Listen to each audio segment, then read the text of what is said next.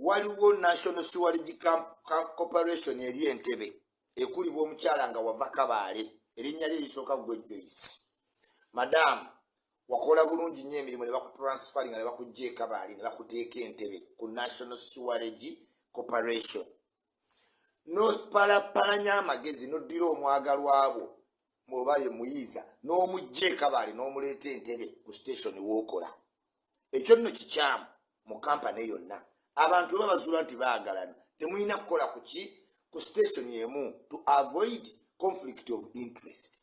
N'oyiyayiya Madamu Joyce omulenzi n'omuleeta Entebbe. Omulenzi muto ku ggwe. It is understandable nti wadde omwagala ng'omuteekamu ssente naye agenda ziteeka mu balala. In this so agenda atawaanya abakozi mu National Water and Sewerage Corporation.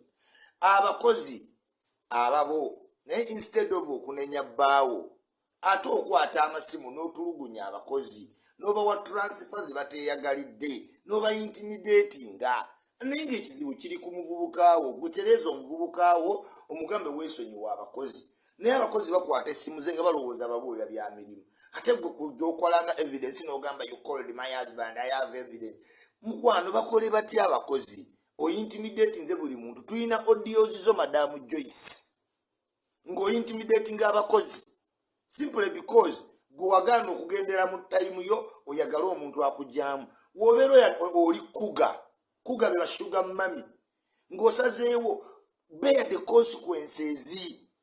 Gwe sali tomulaba alina okukola buli kimu bamutoolemu ebyenda asigaza akawato katono abuukebuuke n'eccopa omuvubuka bekisinga to catch up with the times. Ono omuvubuka muto gw'oyagala you must catch up with the times.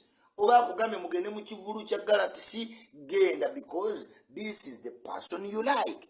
Naye kati Madamu basisita baffe baafuna emirimu egyabwe naye olw'okuba yeggwe